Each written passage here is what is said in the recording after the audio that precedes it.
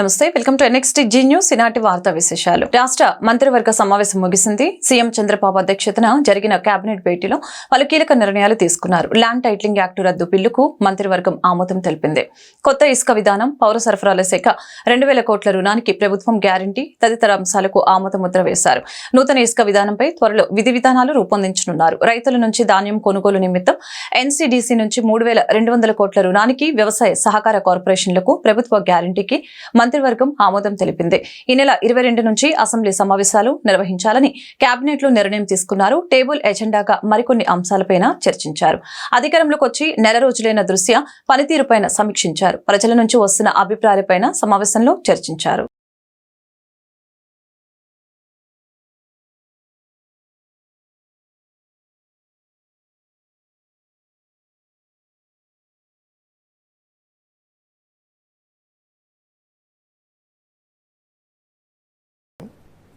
ఒక యాక్ట్ తీసుకురావాలని ప్రతిపాదనల్ని అన్ని రాష్ట్రాలకు కూడా సర్క్యులేట్ చేయడం జరిగింది.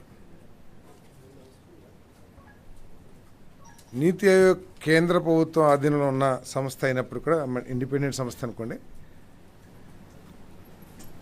బీజేపీ పాలిత రాష్ట్రాలు కూడా చాలా వరకు ఈ ల్యాండ్ టైటిలింగ్ యాక్ట్ని అమలు చేయలే. ఈ ల్యాండ్ టైటిలింగ్ యాక్ట్ మీద స్టేక్ హోల్డర్స్ అందరూ కూడా చాలామంది బహిరంగంగా, అదేవిధంగా పత్రికలు కానివ్వండి, మీడియా కానివ్వండి, అందరూ కూడా పలు సందేహాలను వ్యక్తపరిచారు.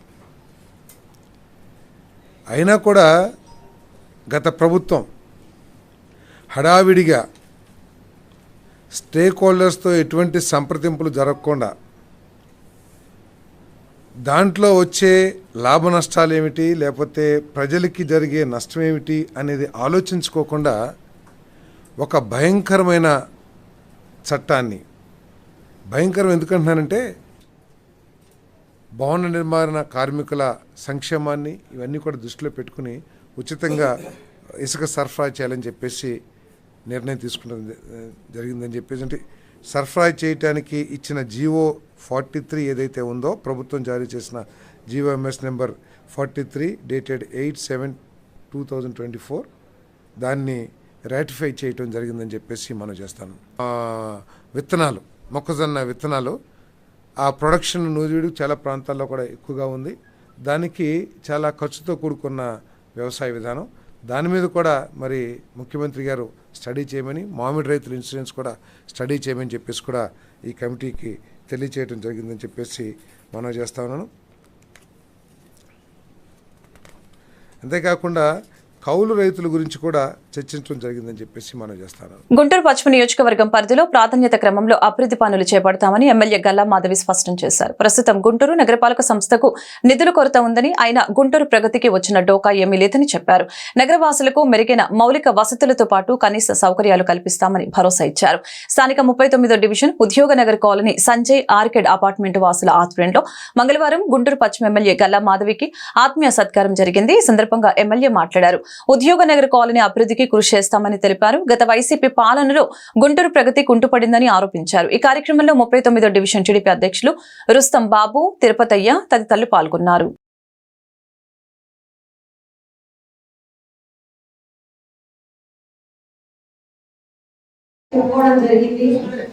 అలాగే ఇవాళ నారాయణ గారిని కలిసి ఇవే సమస్యలు, ప్రధాన సమస్యల్ని నారాయణ గారి దృష్టికి కూడా తీసుకెళ్లి ఆయన దగ్గర కూడా చర్చించి తమ నిర్ణయం తీసుకోవడం జరుగుతుంది. అయితే కంప్లీట్ కార్పొరేషన్ లో ఏమాత్రం నిధులు లేకపోవడం వల్ల, ప్రతి ఒక్క రూపాయి కూడా స్టేట్ కి డైవర్ట్ అయిపోవడం వల్ల ఏ ఒక్క పని జరగని పరిస్థితి ఈ రోజు నెలకొంది.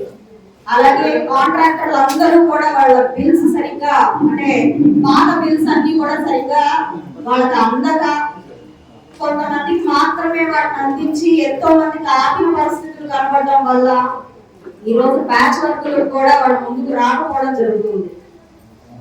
బతిమలాడుకుని ప్యాచ్ వర్కుల వరకు ఈ 2 నెలలు ప్యాచ్ వర్కులు చేసి కాస్త యాక్సిడెంట్ నివారించాలి అని చెప్పి ప్రాధాయపడి వాళ్ళని అడిగి 2-3 ప్రాంతాల్లో ఒప్పించి వేయించడం జరుగుతూ ఉంది. ఆ పనులు జరుగుతాయి. ఇక మన ఏరియా వైపు వస్తే రోడ్లు, drains, park issues, street light issues ఇలా చాలా ఉన్నాయి. వాటన్నిటికి కూడా 1 by 1 వస్తాము. ఈ రోజు మనం అన్ని కుప్పేసుకుని ముందు కూర్చున్నా కూడా ఏ పని జరగని పరిస్థితి అవుతుంది. అన్నిటికీ కూడా ముఖ్య ప్రధానంగా డబ్బులు కావాలి, వాటికి శాంక్షన్లు కావాలి. వాటి వల్లనే బయట నుంచి అన్ని చోట్ల నుంచి కూడా మనకి ముందుకు జరగని పరిస్థితి కనబడుతుంది. అయితే ముఖ్యంగా ఎక్కువ ఖర్చు లేని పనుల మీద దృష్టి పెడుతూ, డ్రైన్ల మీద, చెత్త మీద, వీటి మీద దృష్టి పెడుతూ ముందుకెళ్తున్న పరిస్థితి ఉంది. ప్రతి ఒక్క అంశం కూడా మనం 1 by 1 మనం తీర్చుకుంటూ వద్దాము. యావత్ యంత్రాంగాన్ని మార్చే పరిస్థితి ఉంది. అలాగే మనకి అధికారుల దృష్టికి తీసుకువెళ్ళి సమస్యల నుంచి కొంత ఫండ్ కూడా తెప్పించుకుని మనం ప్రయారిటీ వైజ్ ప్రతి ఒక్క సమస్యని తీర్చుకున్నాము. దానికి నేను ఉన్నాను, అదే పనిలో ఉన్నాను అని మీ అందరూ చెప్తున్నాను. అయితే ఇలా మనం అందరం కలుసుకున్నప్పుడు ఖచ్చితంగా సమస్యల గురించే మాట్లాడుకోవాలి, సమస్యలు పరిష్కార దిశగా మాట్లాడుకోవాలి. దానికి మనం ఘర్షణ పడాల్సిన అవసరం లేదంటే పరస్పర వివాదాలకు వెళ్లాల్సిన అవసరం అయితే ఏమాత్రం లేదు. ఒక అంశం మీద ఒక అభిప్రాయానికి వచ్చి అది ఎలా నివారించుకోవాలి అనే ఒక పద్ధతిలో అధికారులను కానీ నాయకులను కానీ సంప్రదించినప్పుడు దానికి నిజమైన పరిష్కారం అవుతుంది తప్ప మీరేం చేశారు నేనేం చేశారు. జిల్లాలో విద్యారంగ సమస్యలపై కలెక్టర్ నాగలక్ష్మి ప్రత్యేక దృష్టి పెట్టారు. ఇప్పటికే అనేక స్కూల్స్, హాస్టల్స్ ని సందర్శించగా తాజాగా తాడికొండలోని గురుకుల పాఠశాలను కలెక్టర్ తనిఖీ చేశారు. తరగతి గదిలో మౌలిక సదుపాయాలు, పారిశుద్ధ్యం, విద్యాబోధన గురించి ఆరా తీశారు. విద్యార్థులతో పాఠాలు చెప్పించి వారి నైపుణ్యాన్ని అంచనా వేశారు. పేద విద్యార్థులకు నాణ్యమైన విద్యను అందించేందుకు విద్యాశాఖ అధికారులు, ఉపాధ్యాయులు కృషి చేయాలని కలెక్టర్ ఆదేశించారు. సమిష్టి కృషితో విద్యా ప్రమాణాలు పెంచి ఫలితాల విషయంలో జిల్లాను అగ్రస్థానంలో నిలపాలని నాగలక్ష్మి సూచించారు.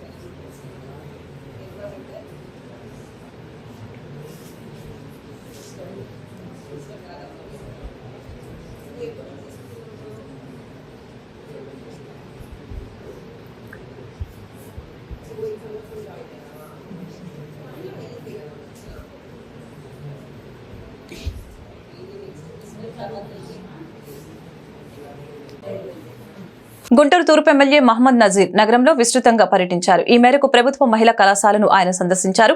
కళాశాలల మౌలిక సదుపాయాల గురించి అడిగి తెలుసుకున్నారు. నాణ్యమైన విద్యా బోధనకు అవసరమైన సౌకర్యాలు కల్పిస్తామని ఎమ్మెల్యే చెప్పారు. అదేవిధంగా ఆర్టీసీ బస్టాండ్ లో నూతనంగా ప్రవేశపెట్టిన ఎలక్ట్రికల్ బస్ ని ఎమ్మెల్యే ముఖ్య అతిథిగా హాజరై ప్రారంభించారు.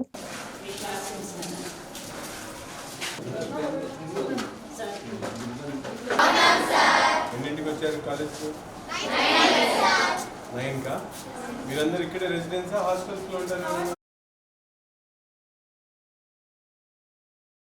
గుంటూరు జిల్లాలో ఉన్నటువంటి ఏకైక ప్రభుత్వ డిగ్రీ కాలేజ్ పాఠశాల college premises women's college Guntur. ఇంట్లో ముఖ్యంగా చాలామంది స్టూడెంట్స్, దాదాపు 1000 పైన స్టూడెంట్స్ డిగ్రీ కాలేజ్లో కానీ ఇంటర్మీడియట్ కాలేజ్లో చదువుతున్నటువంటి పరిస్థితి ఉన్నాయి. బేసిక్గా ఇక్కడ అవసరమైనటువంటి డెవలప్మెంట్ యాక్టివిటీస్ కోసం గత 5 సంవత్సరాల నుంచి ప్రభుత్వం నుండి ఎటువంటి నిధులు రాక ఏదైనా ప్రారంభించినటువంటి పనులు అంటే నాడు నేడు ద్వారా ప్రారంభించినటువంటి టాయిలెట్స్ ఏదైతే పనులు ఉన్నాయో అవి కూడా అసంపూర్తిగా ఉండటం, దీన్ని గమనించి రాబోయేటువంటి రోజులు తప్పకుండా ప్రభుత్వ దృష్టికి ఈ విషయాలన్నీ తీసుకొని వెళ్ళి ఈ ప్రభుత్వ కాలేజ్ ఏదైతే మహిళల కోసం, విద్యార్థుల కోసం ఏర్పాటు చేసినటువంటి కాలేజ్ మరింత అభివృద్ధి చెందాల్సినటువంటి అవసరంపై ఎడ్యుకేషనల్ మినిస్టర్గా ఉన్నటువంటి నారా లోకేష్ గారికి వీటి విషయాలన్నీ తెలియజేయడం, తద్వారా ఫండ్స్ని తీసుకొని వచ్చి ఈ కాలేజీని పూర్తిగా అభివృద్ధి చేయాలనే ఆలోచనతో ఈరోజు ఇక్కడ పరిశీలించడం జరిగింది. అన్ని వసతులు ఉన్నటువంటి కాలేజు నడిబొడ్డు నుండి ప్రజలకు, ముఖ్యంగా పేద పిల్లలకు అనేక వర్గాలకు సంబంధించినటువంటి మహిళా విద్యార్థులందరికీ కూడా ఉపయోగపడేటువంటి ఈ కాలేజీని మరింత అభివృద్ధి చేయాలన్న ఆలోచనతో ఒక కార్యాచరణ తీసుకొని స్థానికంగా ఉన్నటువంటి హెచ్ఎం గారు అలాగే ఎక్స్ హెచ్ఎంగా పనిచేసినటువంటి కుటుంబరావు గారు వారి సలహాలు సూచనలు తీసుకొని దీని మీద ఒక నిర్దిష్టమైనటువంటి ప్లానింగ్తో గౌరవ విద్యాశాఖ మంత్రి గారిని ఈ విషయాలన్నీ తెలియజేసి ఆయన ద్వారా ఇక్కడ నిధులను రాబెట్టేటువంటి కార్యక్రమం, అంతేకాకుండా అక్యుములేటెడ్ ఫీజు స్ట్రక్చర్లో ఉన్నటువంటి ఫండ్స్ని కాలేజ్ డెవలప్మెంట్ కోసం వినియోగించుకోవడానికి పర్మిషన్స్ కూడా తీసుకుని వచ్చేటువంటి కార్యక్రమాన్ని చేస్తానని చెప్పి హామీ ఇవ్వడం జరిగింది. పిల్లలందరూ కూడా మంచి యూనిఫామ్స్తో మంచి డిసిప్లిన్తో ప్రతిరోజు ఉదయాన్నే వచ్చి సాయంత్రం వరకు అన్ని సబ్జెక్ట్స్లో వీళ్ళందరూ కూడా చదువుకుంటూ ఉన్నారు. ఒక మంచి వాతావరణం అట్మాస్ఫియర్ ఈ కాలేజీలో కనిపిస్తూ ఉంది.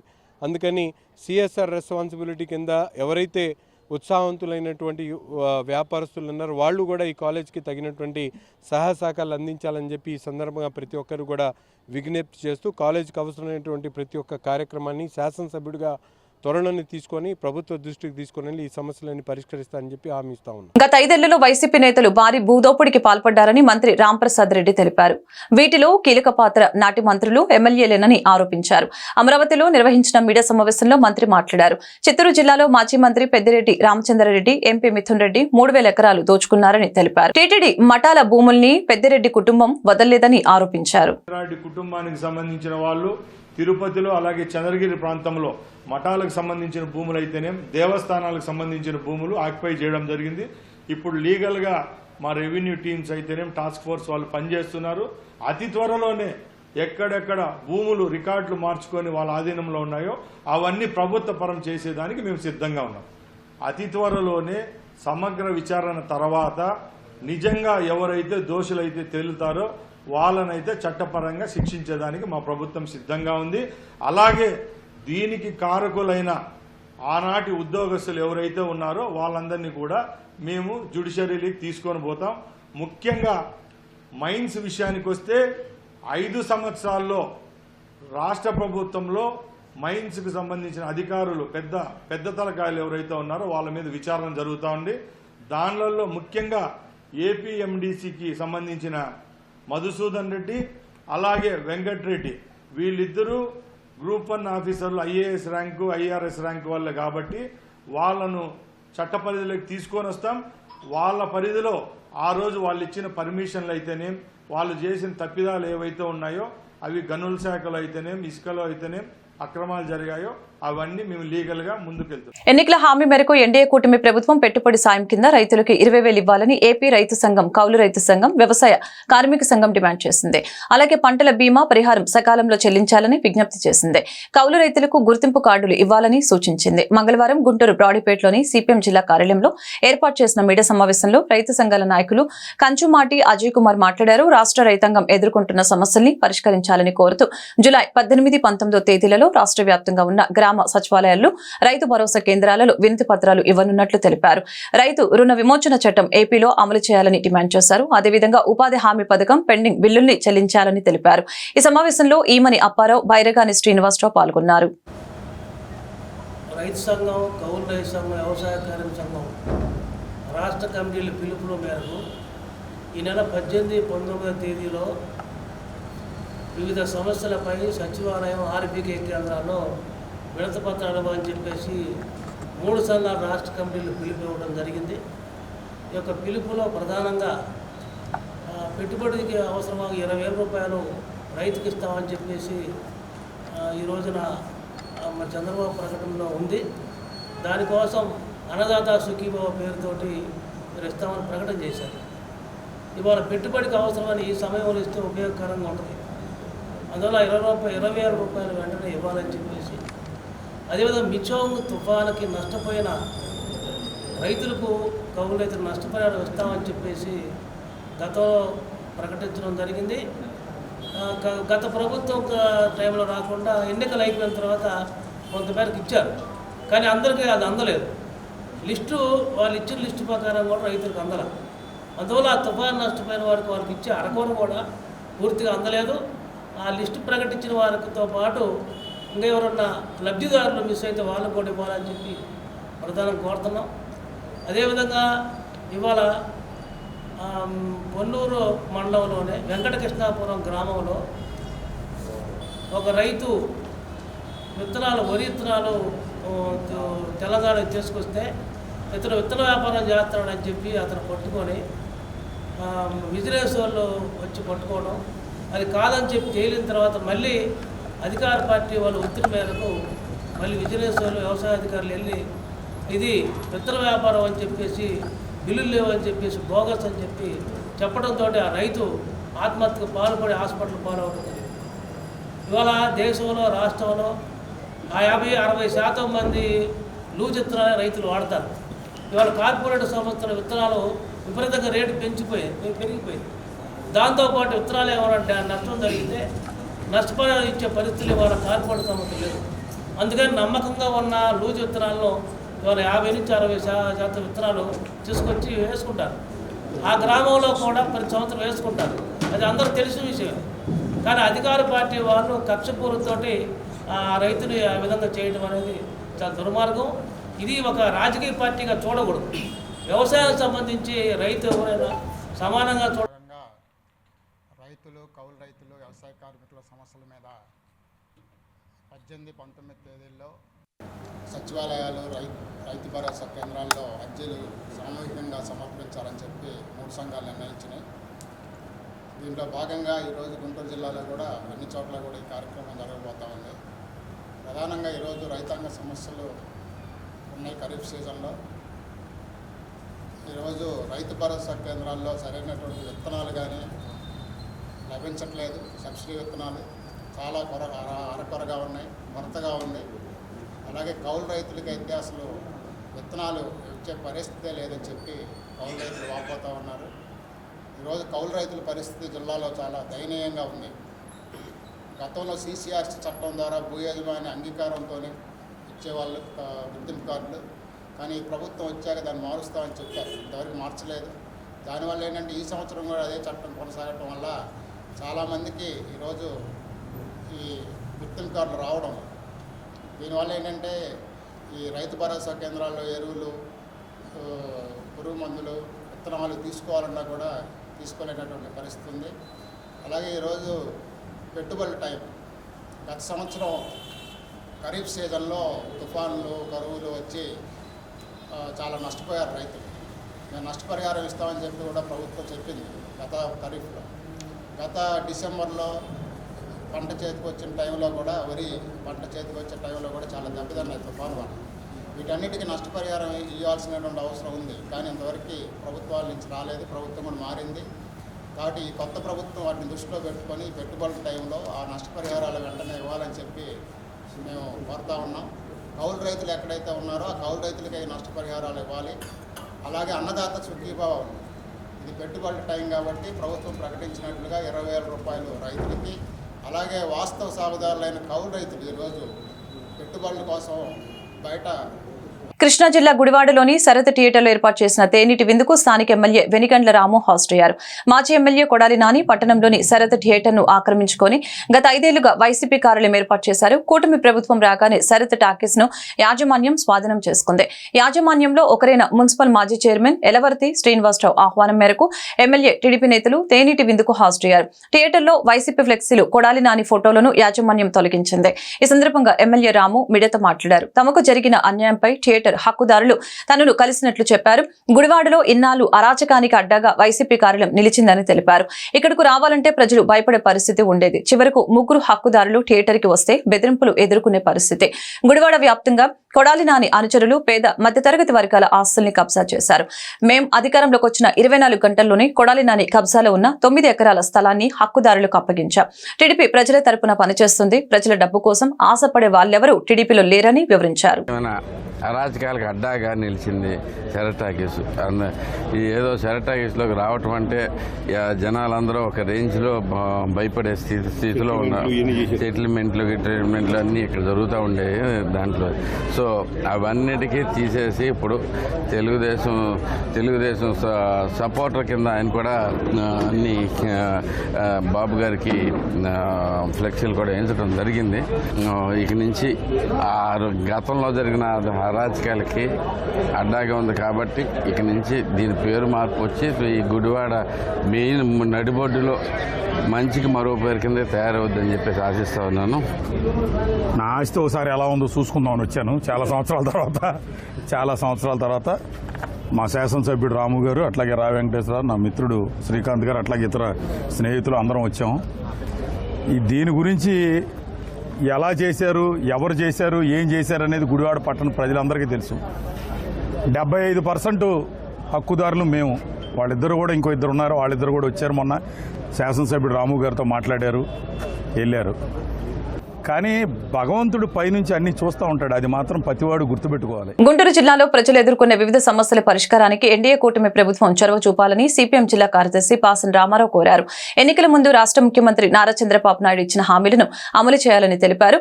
గుంటూరు బ్రాడీపేటలోని సిపిఎం జిల్లా కార్యాలయంలో మంగళవారం జరిగిన మీడియా సమావేశంలో పాసం రామారావు మాట్లాడారు. గుంటూరు ఛానల్ ను పరచూరు వరకు పొడిగించాలని తెలిపారు. అలాగే మంగళగిరి నియోజకవర్గ పరిధిలోని పెదవడ్లపూడి హైలెవెల్ ఛానల్ పూర్తి చేయాలని తెలిపారు. అదేవిధంగా పేదలకు ఇళ్ల పట్టాలు మంజూరు చేయాలని అన్నారు. సీజనల్ వ్యాధులు ప్రబలకుండా లోతట్టు ప్రాంతాల్లో పరిశుభ్రతకు అధిక ప్రాధాన్యత ఇవ్వాలని అన్నారు.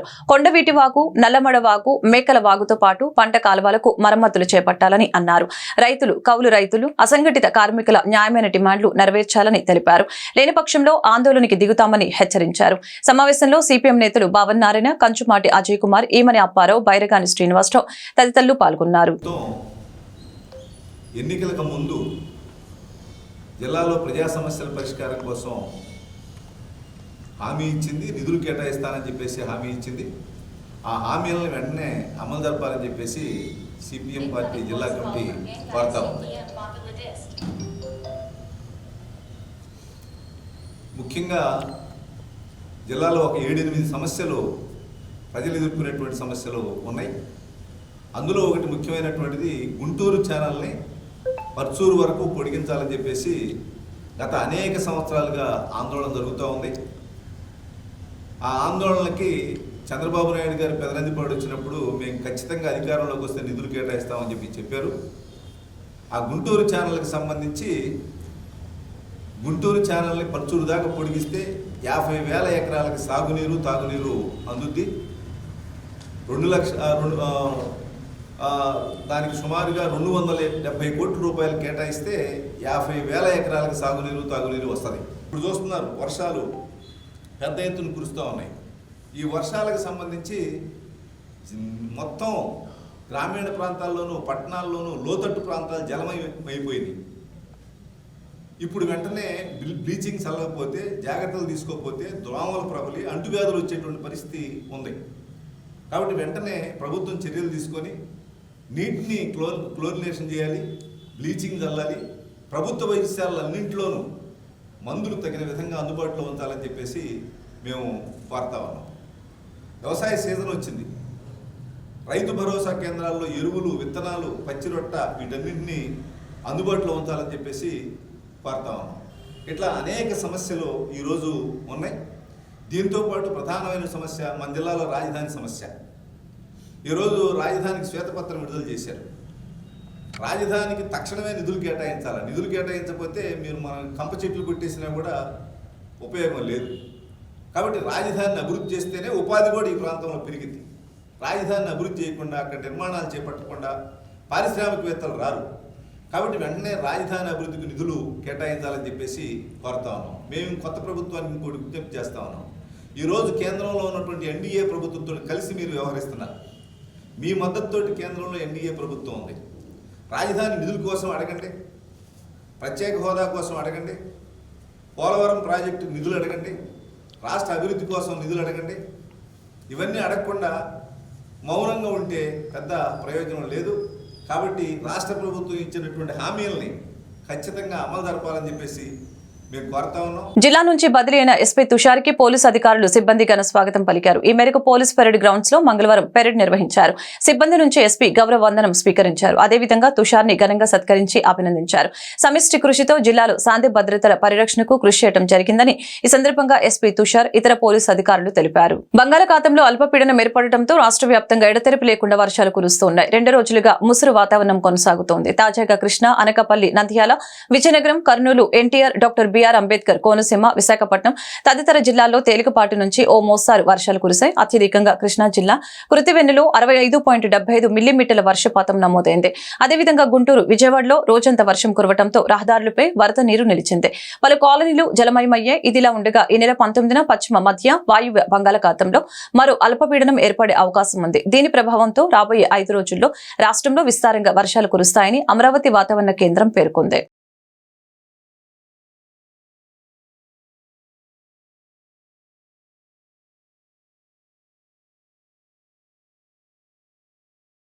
ఈ వార్తలు ఇంతటితో సమాప్తం. మరొక బులెటిన్లో మళ్ళీ కలుద్దాం.